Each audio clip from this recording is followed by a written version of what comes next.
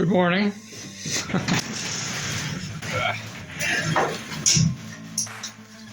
What's our plan for today? Move this wood over here, bring in another one and put it there, and then bring in two more. And put one cord in the truck with a bunch of bags of kindling. Deliver that. And then come back and do some more kindling bags if we have time. But it'd be nice if you'd help me. Oh, time to get to work.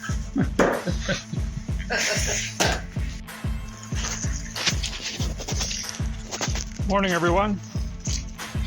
Today's agenda, we have to unload the kiln, and we're going to be unloading a cord of 12-inch hardwood and a cord of 16-inch hardwood. The 16 inches for ourselves, the 12 is for an order, and we're gonna show some pictures of what the 12-inch looked like when it went. Won't be able to get a picture of it when it went in the kiln because I didn't get the video, but be able to show you what the wood looks like volume-wise coming out of the kiln, and then we're gonna dump it in the truck, and yeah, we're gonna get busy doing that, and then we're gonna get busy doing another 4 crates of kindling. We need to do another 150 bags and then get all 8 crates into the kiln and get that drying. And we're off to it.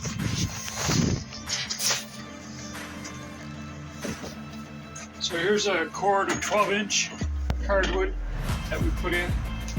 It took about 10 days to dry down to about 20%. And when it went in, it was full right to the top. So that's the volume loss from drying in the kiln. So what we're going to do now is unload this.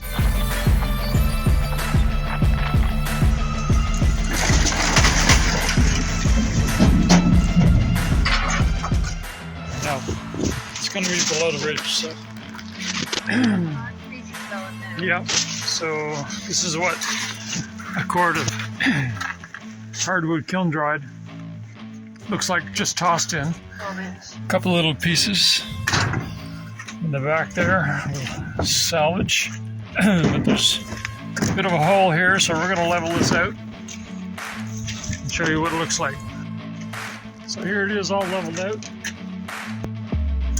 Half of this bin is 6 feet from this way, 7 feet, 7 inches that way, and it's 4 feet deep. Now in amongst this there's 5 bags of kindling, which is about 5 cubic feet. So you can factor that in, but yeah, it's full. Any comments?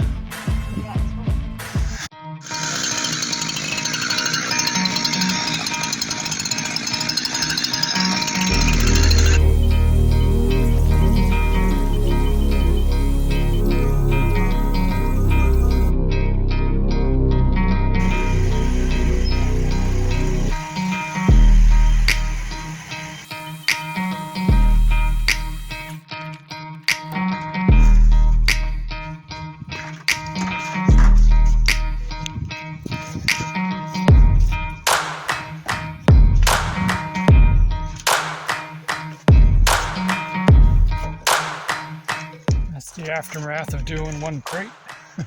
3 to go.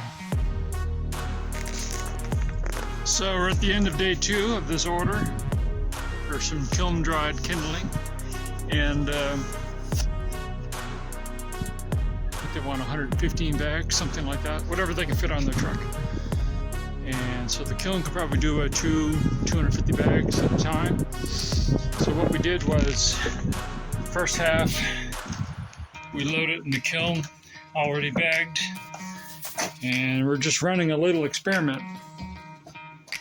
We want to see if there's going to be a difference in drying time and in mess, because The kindling, you know, it's been sitting out in the wood pile for a while, and it's going to have dust and dirt and bark and bits and this and that. And so when we bag this, knowing afterwards that once it's kiln dried, inside the bag is going to be a little bit messy. So I got the idea that maybe what we'll do is we'll bulk dry the kindling, and that's what these racks are. So same size as what's in the kiln, but we're going to bulk stack it, dry it, and then bag it. And that way, as we're bagging, just bang them together, get out most of the dust and sawdust and bits of stuff, bark, loose bark, get rid of all that. And that way, you know, what you're presenting to the customer is a little bit cleaner. So that's the goal. We'll see how it works out. I did plug in the probes into the bagged wood, and I turned on the kiln temporarily just to see what the readings were. And the one down there read 16% moisture content, and this one here read 19. You know, we're at about 3 degrees Celsius ambient air temperature, so moisture content is going to be a little bit higher.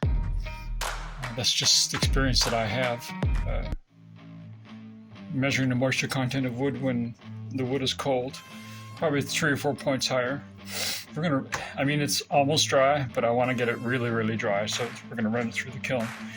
And yeah, like I said, this one was 19. It was a piece about, I don't know, 1 by 1 on this side, maybe 1.5 by 1 on the other end. So just enough, big enough to handle the probes. I'm just gonna try this handy dandy moisture reading. It's fairly accurate to within 1 or 2 points of the probes on the kiln. So let's see. Yeah, so that one's reading 17.7. And of course the probes go deeper, so you're going to get a wetter moisture reading. So yeah, that's accurate. And then we go here to the stuff we just split. And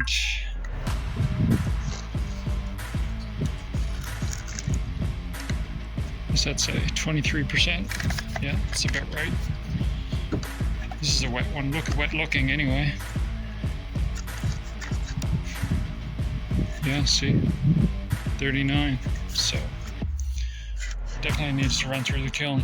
And this came from the same area of the wood pile as the stuff that was bagged.